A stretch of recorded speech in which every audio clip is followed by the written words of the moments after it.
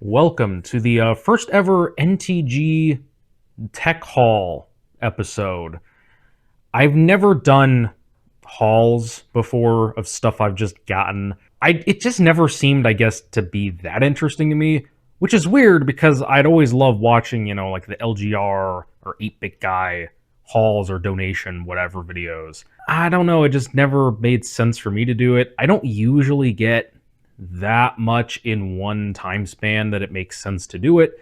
But I figured I did get quite a bit of stuff in the past, 5-6 months that I could compile it all into one video and just kind of, use it to fill the gap a little bit in my uploads and we'll just see how it goes. We got a little bit of stuff here that might be kind of interesting and oh, it's that. Oh, you thought this was it? No, buddy. No. There's been some happenings, and most of this is like the past 2 months. Actually, this is not going to be a frequent thing I do. This is at most going to be like a 2-time-a-year thing. To get this much at once is quite rare for me. I just so happen to get quite lucky, so let's dive into this. All right, so there's a bunch of really cool 90s era stuff that we want to look at. We're going to save that for later. Let's take a look at the graphics cards that we got. We're going to start with this one because it's the most topically appropriate. My previous video was on my rebuilt, again, Windows 7 machine. That machine is working great. It's fantastic. I've been playing games on it a lot. It's a great machine. The problem is the HD 7970 does not support FreeSync. It just doesn't. I have a FreeSync monitor that I'm using with the system. So it was kind of bugging me that I can't use it. So I may have already got a card to replace the 7970. 7970 is a fantastic card. I have no issues with it. It does everything I want except FreeSync. So I have grabbed to replace it a Gigabyte WindForce Radeon R9 290X OC 4GB. So I've never had a 290. In fact, my only GCN experiences have been GCN 1.0 and the infinite number of rebrands that it had, and then Polaris and Vega. I completely skipped the R9 200, 300, and Fury series, so this will be my first experience with this. This card looks a lot bigger than the 7970, but I compared them, they're really not. This is only barely longer. And I always thought that the 290 was this big, hot, power-hungry card. It still has an 8-pin and the 6-pin, just like the 7970. So, yeah, this card probably isn't going to be any worse for our power consumption. It's got 3 fans. I'm going to be honest, I'm not the biggest fan of Gigabyte as a board partner, but it'll be fine. I'm not overclocking it or anything, so it's not a big deal. Now, this one you could already tell, thanks to the bag being pink and see-through. I finally have a reference EVGA-made GeForce GTX 780, the classic that originated this specific cooler design. The design elements of this originated with the 690, but this one with the blower fan kind of towards the rear, the see-through part that you can see the vapor chamber through. Oh, such a classic design. This was a card I always wanted. I'll probably get a 980 or something like that at some point, but yeah, I never had one that had this design of reference cooler. Now I have one. And this one back here is pretty special. These were okay deals. They weren't anything special. This was actually a pretty good deal. This is an MSI GeForce GTX 780, or the N480 GTX, as they call it. Yes, the infamous Thermi. So I have a 480. Actually, I've had quite a couple 480s. They've all been broken. This one actually works, and I paid less for this than the other ones that supposedly worked or were, untested that I bought in a giant lot of stuff. Anyways, this one actually works. It does overheat like crazy. It definitely needs the thermal paste replaced and cooler cleaned out. Probably gonna delid it as well, which is gonna be a little scary. I have a MSI GTX 580, but yeah, I just kind of wanted to get the original 480 just to kind of experience what it was like, and I got this for a pretty good deal. I paid less for this than most 480s are on eBay because the listing for this was kind of weird. was very undescriptive. So I kind of took a bit of a gamble with it. Wasn't sure if it was going to work or if it was actually was what it said it was. But yeah, no, it works. It just needs some TLC is all. But I know you want to see all of this stuff.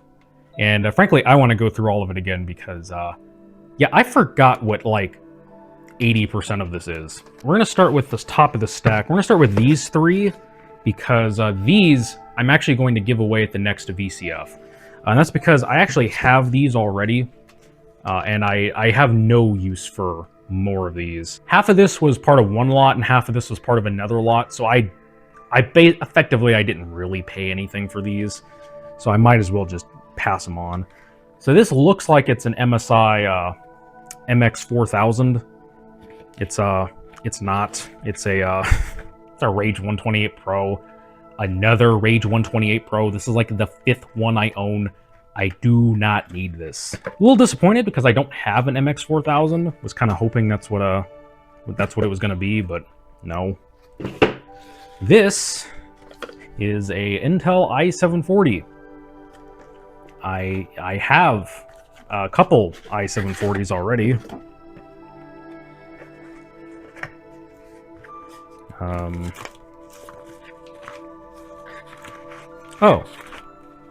Oh wait, never mind. The card's not even in here. So if anybody wants an i740 box with a an RJ11 phone cable for some reason inside of it, come to the next VCF SoCal. The Modem Blaster. I would keep this purely just for the box.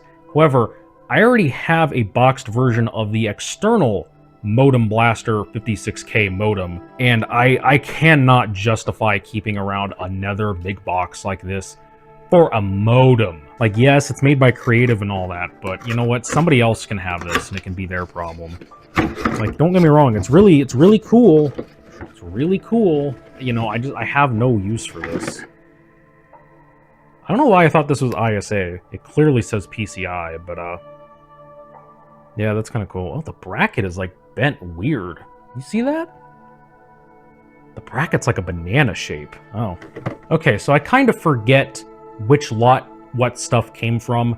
Half of this stuff came from the same guy that I bought my Carbide 300R from, that the Windows 7 machine is now in. He basically hooked me up with a bunch of stuff. He used to own a computer shop, and he just had a lot of this stuff laying around. Super cool guy. Big props to him. The other stuff was stuff that my friend Goo picked up. I have no idea where he found this stuff. Some guy was selling a bunch of stuff, and he bought it for like 40 bucks, and he gave me a good chunk of it. And I paid him, I think, 25? 30? I don't remember. Absolutely worth the price of admission for all of this stuff. I barely paid anything close to value of half of this stuff, so very good value. All in, this is less than $100. So we did pretty good. You want some screws? Yeah, I have screws. This is like a third of the screws that the guy had. I could have took more, but I didn't want to feel greedy.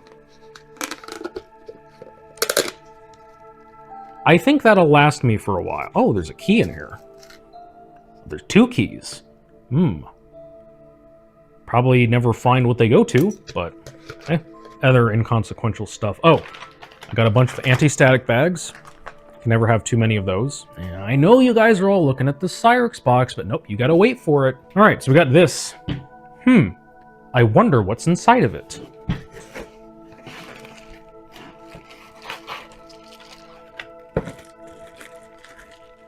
Yes, this is a Promise Ultra 100 TX2. This one is completely unmarked. Get a complete mystery box here. Okay, we got an ISA card. Oh, we got 2 cards in here. Ooh, what is it gonna be? This looks like a... Oh, this is a networking card. It's coax. It's even got the T splitter thing on it. Artisoft? What? Never heard of this brand before, but cool. Given that I own 0 coax anything networking, yeah, this is going to be completely useless to me, but I'll hang on to it for a little while, I guess. This looks like another... Oh, it is. It's the... It's the exact same thing. Oh, is this? Oh, I think this has like a little terminator in it or something. I don't know anything about coax networking really. So I presume this is a little like terminator resistor, something like that. All right, I have 2 of these, so if I ever get like the actual networking hardware, I can at least connect 2 computers to the network. We got a loose ISA card on the top.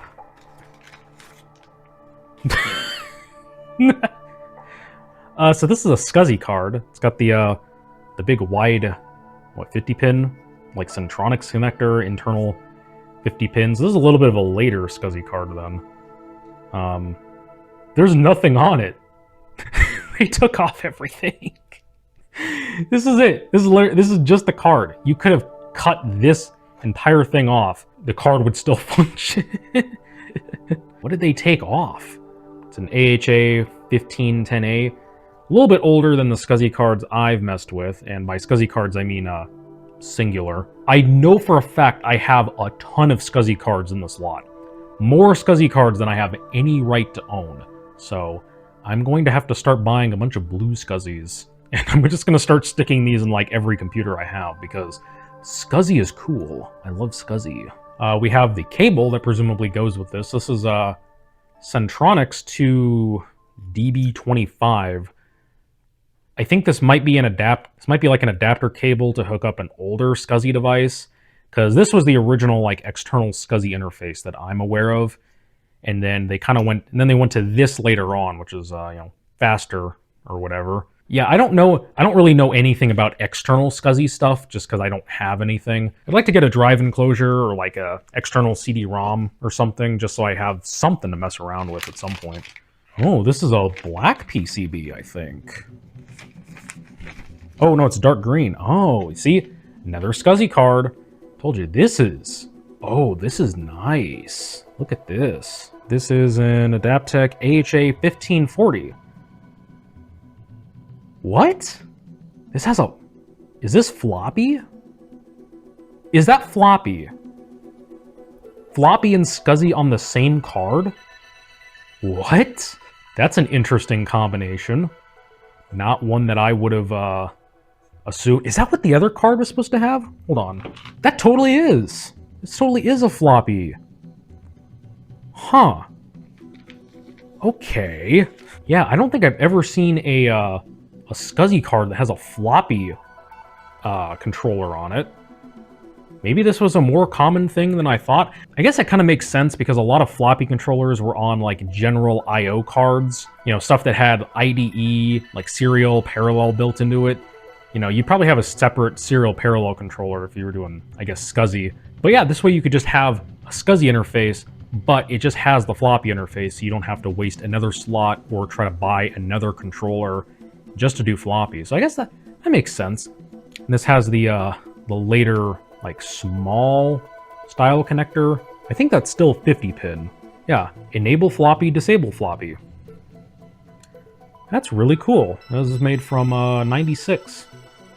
Sweet, and it's 16-bit ISA, so that's, this one is, it's another SCSI card. We're up to 3 now. Got the same high density kind of one on the back. This is a 2940. Oh, I think this is pretty similar to the one that I have in the AT&T Globalist. Yeah, this is PCI, so it'll be much faster. And it's, yeah, it's SCSI only, it's not, no floppy here. This one's actually older, though. This is from 1994. I wonder what's in this. Oh, we got a D-Link user's manual. I already have one of these D-Link cards. I have nothing to say on this. Oh, we got a driver disc. From May of 2000. We just passed the 26th anniversary of this driver disc. Oh, geez. I wonder what this is. Would you look at that? It's another Adaptec AHA 2940. This is the exact same card as the last one. I think it looks a little different. It's got some different stickers on it, I think. Yeah, you see what I mean by I have too many SCSI cards now? I'm literally just going to have to start sticking them in every system I own. Does anyone have any guesses? Oh, this is not a SCSI card. This is an IDE and floppy and serial parallel controller. Very standard multi-IO card from Bogey? Never heard of this brand. Oh wait, oh it's StarTech. Like that StarTech? Made in the USA. I was trying to see if the controller chips were actually made in America. There's nothing written on them. We have this Gold Star chip, which is, yeah, definitely made in Korea. So it's not fully made in America. No clue if this is any good. It has the manual, though. That's super useful. That's the big problem with these, like, multi-IO cards. It's so hard to find what the jumper settings actually are. It's really funny that, like, the first non-SCSI card in here was in the SCSI box. Oh, we got a manual. Or at least an installation guide for one of those older Adaptec cards. This is it's like the size of a brochure, like a travel brochure. Okay, a ring-bound manual. What is this? Oh, Adaptec 1540BH. What's up with this? So you can write notes on it? Oh, somebody has been writing notes in this. Some devices need set. Good to know. Thank you, random man of the past. What on earth is this? What is this doohickey? Oh, this is a hard drive controller. This is an ST02. This is 1987. You know, 89. Maybe this is some proprietary drive interface. That's definitely not IDE, though. It looks more like SCSI, but I really don't think this is SCSI. Yeah, there's even a spot where they could have had an external connector. If anyone knows what this is, let me know, because I have no clue. This is getting into territory that I've never messed with at all. Is the next card going to be a SCSI card? Let's see. Ooh, I think I see a VLB card. Oh, a VLB SCSI card with the floppy. Oh, this is automatically the coolest one in here. AIC 6360. 1993. This is the oldest SCSI card we have so far. That's a proper SCSI card. If I want to build a VLB 486 system at some point, this absolutely has to go in there. It's also got the golden brown PCB. That's my favorite because it looks like motor oil. Fender, Lex, JB Computers. November 1st, 1993. It doesn't stop. There's just more SCSI cards. Guys, what do I do with all these? Oh, this is much older. Oh, look at this connector. It's got the, like... Well, it doesn't have, like, the clamps on it, per se. I think somebody ripped them out. Or maybe they just didn't put them in. That's a much older style SCSI ribbon cable connector. Emerald Systems. 8-bit... Yeah, SCSI card. Got the external... thing. It doesn't have the latches. Very cool. What year is this from? The oscillator is from 88. Oh, we got a bunch of AMD chips on here. We have a WDC chip. Also from 88. Yeah, this is a really early, like, SCSI card then, I guess. Check out the I/O plate. It's like brushed. This is a really cool one. This would be awesome to put in, like, an XT or something. Oh, is this one sealed? Oh. I don't know if I want to open this yet. We'll open it.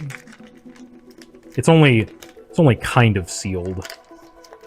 If it was sealed in the box, I would maybe be a little bit more hesitant to open it, but we'll open it here.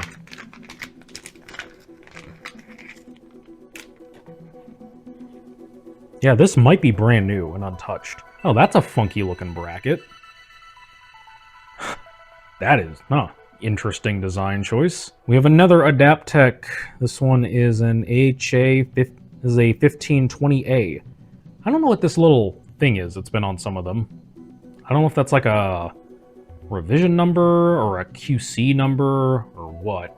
Looks like this one could have had a floppy interface and it is not populated on this one. All right. I don't know if that was worth opening, but we did it. What on earth is this? This is tiny. It's a little 8-bit ISA. Oh, it is SCSI. It's a really old 25-pin only SCSI card. For 8-bit ISA, it's got an NCR chip. This is like the world's smallest SCSI card. I wonder if this was like bundled with like an external drive or something, just to give you an interface card to use with it, because this seems like a very specific card to buy, unless you needed just a really cheap way to have some form of SCSI on your system. Oh, I thought there was only one card left. Oh, there's two.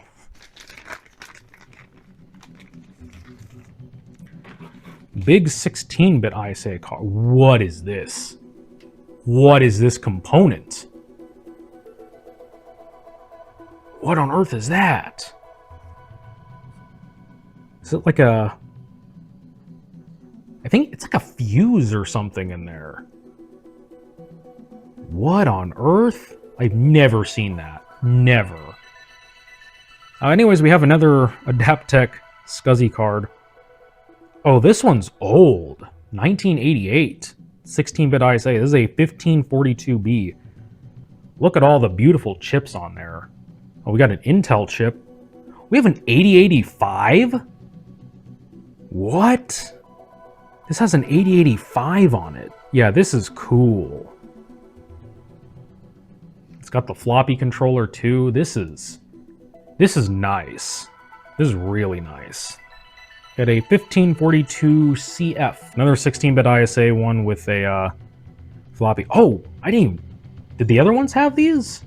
There's just this one. This straight up just has a Z80 on it. Z80 on a SCSI card. Huh? That is so cool. SCSI is like one of those like infinitely cool things. Another unmarked box. Please. Please don't be more SCSI. Oh, right, this one. This one. This is the coolest card I've ever seen in my life. You'll 100% understand.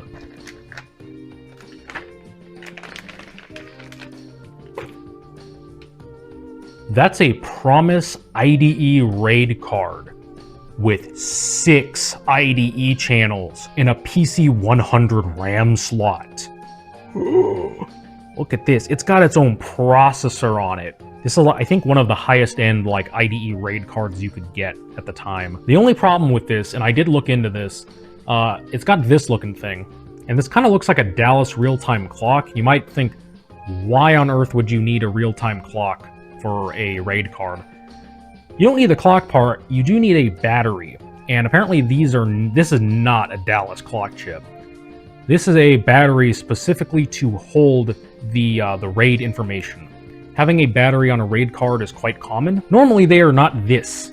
And I tried looking, and they don't make these, as far as I know anymore. So I don't really know how to proceed with this. I don't want to put this in a system that I would actually use.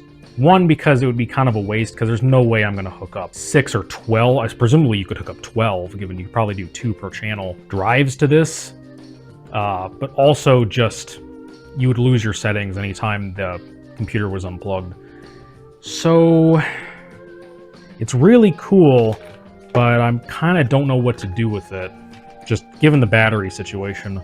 If the battery situation was easier to figure out, I would find a way to do something cool with this. Oh, this is just a modem.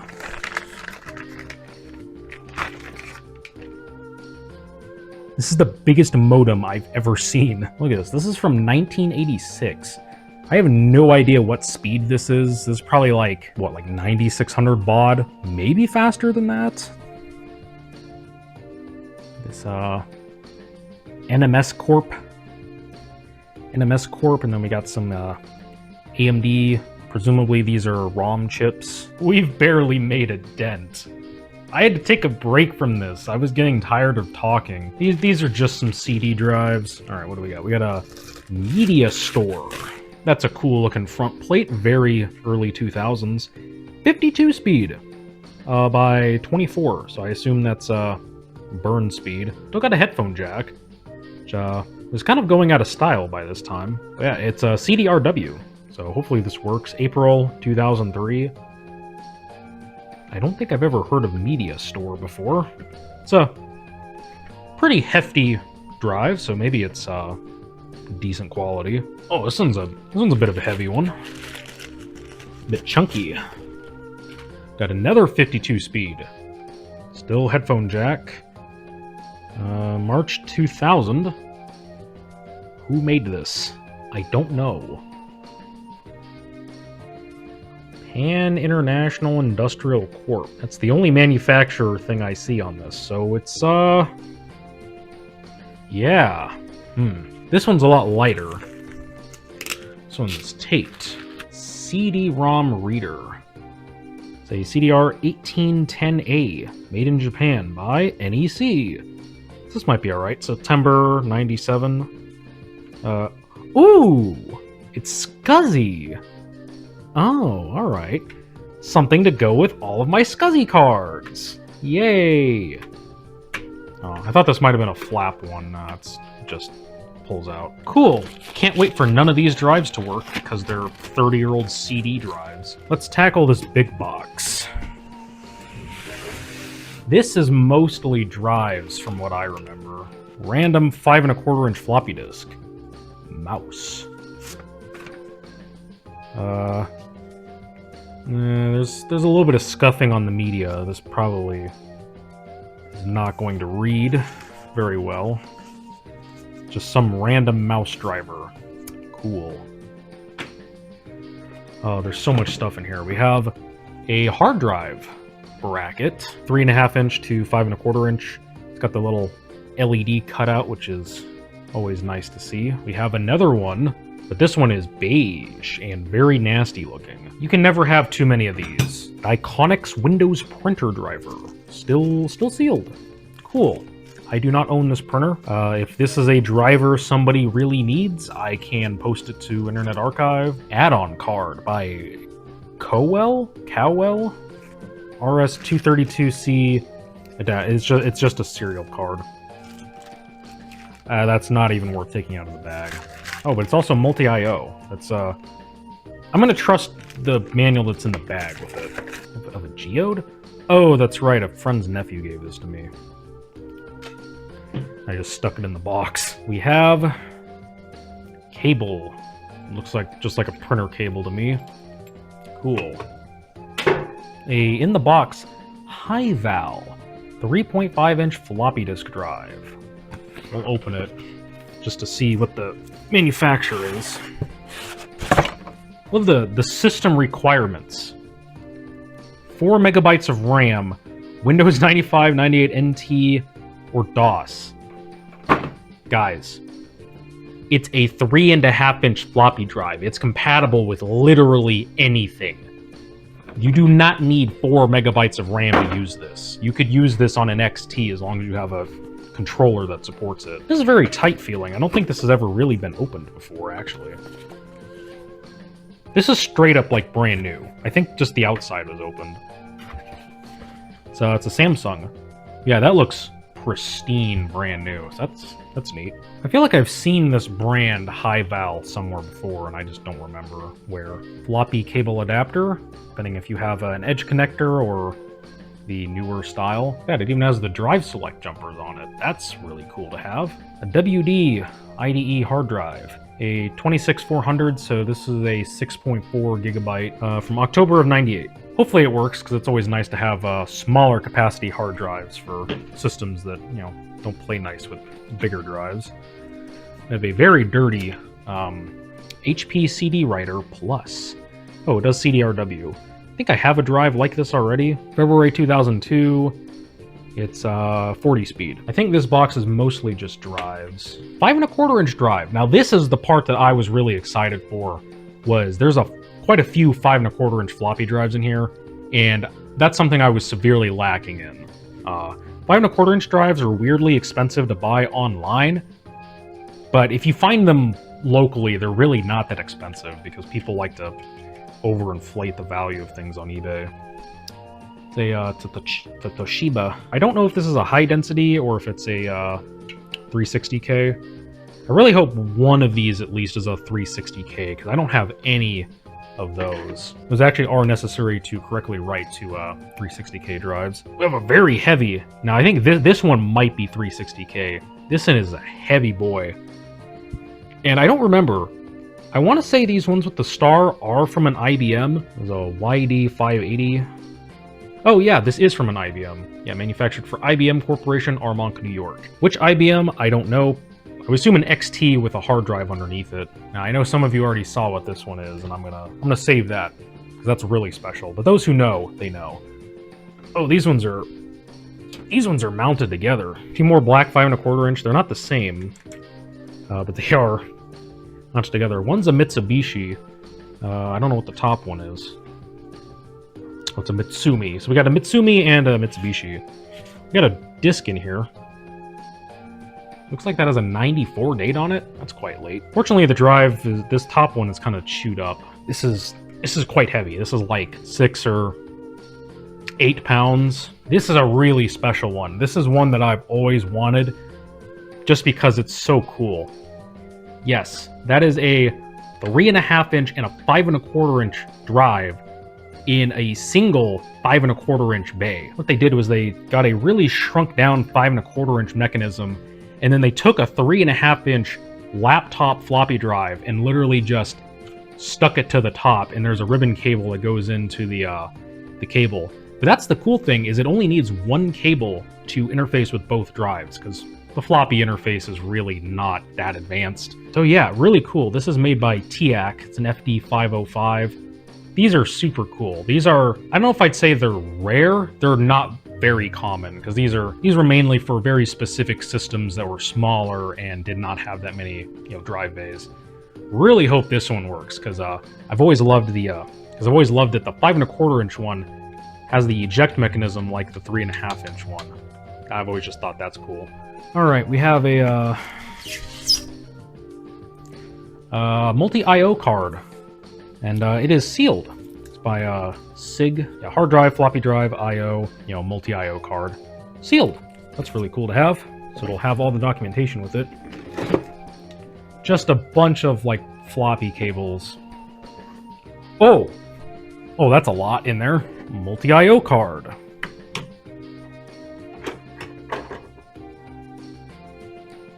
Oh no. This is some sort of IO card, floppy card, a real-time clock card, and unfortunately that is a Varda battery, and that is a really screwed up trace. Ooh, it's quite a big trace, so that looks like it's fixable, but yeah, that definitely needs some repair work. That is tragic. I don't even know what this card is. It's not like an AST 6-pack. Doesn't look like it has any RAM on it. But that's really unfortunate. Got one of these little modem breakout boards for specific motherboards. You'd need to find the actual motherboard that goes with. It looks like, I want to say this probably goes to like an Asus. Their controller looks like this is probably just a pretty basic floppy controller. Printer card. Yep, that's just a parallel card. Parallel and game port? Maybe? Doesn't really look like there's a model number on the card, per se. I guess there's that. That's more of a serial number, I guess. Yeah, I'm going to assume it's parallel and game port, because I don't know what else it would be. Got a Gold Star, real basic IDE floppy controller. No serial parallel. That's really simple. Interesting, like, grid pattern they got for the ground plane. Oh, there's so much in just this box. Oh, I think this is an MFM card, I believe, because it's got the dual connector kind of thing. Unfortunately, the pins have been kind of ruined. That's fixable at least. It's a Western Digital, so this could be useful. Oh, this has some bodge work done to it. Oh, this is a Seagate. Yeah, MFM controller, I would assume. Oh, it's got some weird powder on it. Looks like some corrosion from a battery. Probably just goes with the Seagate drive. Another floppy card. This one has, I believe this is the external floppy connector. On the original PC and PC XT, their original floppy controllers supported external like an external like floppy drive enclosure. So you could have up to 4 floppy drives on one system if you really wanted to. And I believe that's what this is for that compatibility. I don't believe this is an actual IBM one, but somebody can let me know. And the last card in there, one of these infamous modem sound card combo units. I know these kind of have a reputation. I know these were really common in Packard Bells. This is an Aztec sound card, which are not too bad on their own. And as you can see, we do have a real Yamaha YM262 on there, so as long as the filtering doesn't completely suck on here, this would be a not too bad sound card. Let's get this out of the way. I believe this is from the same lot as the drives were. Now, I did peek in here real quick, and it looks like there's more cards, but also some RAM. I would think another floppy controller, but this says ST, so this makes me think it's some sort of Seagate thing. It's from 1990. What on earth is this? What? Qtronics. This has got to be for some sort of, like, weird mouse or, like a light pen or something like that. That's the only thing that's coming to mind. Looks like another floppy to me. This is... Oh, wait, no, this is not a... This is not a serial parallel card. This might be CGA. Might be like MDA or Hercules or something like that. Probably CGA, though. Yeah, it's definitely video. Not really any information on that chip, unfortunately. Oh, now that's a beefy modem. Look at the size on that transformer. Is that actually 3700 volts?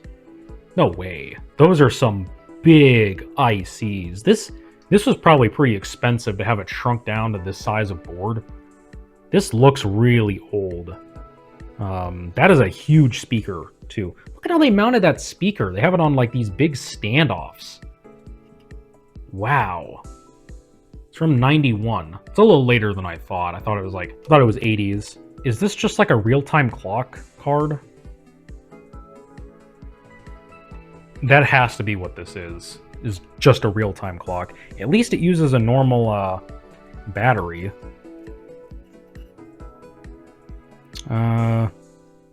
Yeah, looks like hard drive card, MFM, something like that. Or RLL. I never know the difference between the two, because I'm pretty sure they use the same cables, don't they? I know nothing about RLL. I barely know stuff about MFM. Oh, this is a very specific ISA riser for a very specific motherboard. Because it uses like a PCI style slot, and then this. Yeah, this would be, this is a complete mystery what that would go to. And another one of these cards, I presume parallel game port. Only thing that comes to mind. I believe this is another video card. Again, it has an ST part number. Really gotta wonder if this is that made by Seagate? I can't tell what this chip is. TM6066. This looks like the same card almost. Oh, it's not quite. It's there's some differences for sure. Really curious what video standard these actually are. If these are just MDA or if these are CGA. I want to say the MDA ones are the ones that usually had the printer port on it. We have a shoebox. There's always probably good stuff in a shoebox. We got some 30-pin RAM. I really don't feel like pulling these out because, yeah, they don't look like they have the size written on them. This might be accurate, in which case that's 4 megabytes. I have a feeling that's not accurate, but all right. 3.5-inch Neutronics floppy. A bunch of cables. We unfortunately have some RAM just thrown in here. Samsung 256 meg DDR. Another 72-pin. 3.5-inch. Who made it? Chinon. Another Neutronics 3.5. Chinon branded 3.5 to 5.25 adapter. This might go with the. This probably goes with this drive. Yeah, that definitely looks like it matches in color. And then this is just a whole bunch of cables and little panel brackets and whatnot. Computer forms. Ah, yes. A lot of the boxed stuff. A-Sound, the A-Sound 3D Surround Wavetable Express high performance PCI sound card. This is how you know it's a quality sound card. You're definitely trying to go for a creative style vibe here. And yeah, oh, this has a this has one of the Yamaha XG chips on it. Oh, this might not be bad then. This might be all right for like a Windows 95 era thing. I've never used one of these, but I know these are supposed to be pretty good. Obviously, being Yamaha, they have an actual, you know, OPL core in there. Supposedly the Sound Blaster and as the MIDI as well is also, you know, supposed to be pretty decent. You fooled me on the box. You were not quite as lame. Because it definitely looks like a different card than this. That is a disc of all time. 2001, that's quite late for this. Video 6.1 3D Multimedia Accelerator. Oh, it's an S3. Yeah, this is going to be an S3 Verge. Software MPEG-1 decoding, 4 megabytes of RAM. Oh, it's a JTON, the absolute standard of quality. It's an S3 Verge GX, one of the video cards of all time. There's literally nothing I can say to make a Verge GX interesting. Ah, here we go. Ooh, it's sealed. A sealed D-Link 530TX. Cool. Just plug it in. Oh, I'm sure it's just gonna work fine. We got more anti-static bags. Random Ethernet cable. S3 Trio 3D/2X. Well, they weren't kidding. I do have 2 of them. High 8 multimedia. I might give one of these away too, because Lord knows I really don't need this many Verges. I already have like 3 of them before I bought these. Oh, it's not a Verge. I don't know why I was thinking Verge. It's Trio 3D. Another 3.5 inch to 5.25 inch. That's just IDE cables. I promise. Oh, I wonder if these go to that RAID card. Yeah, that's probably what those are for. Refurbished product. I wonder what it is. Is it a Wi-Fi card? I hope it's a Wi-Fi card, not just another Ethernet. It is a Wi-Fi card, hey! Has the antenna, too. Ooh, it's new.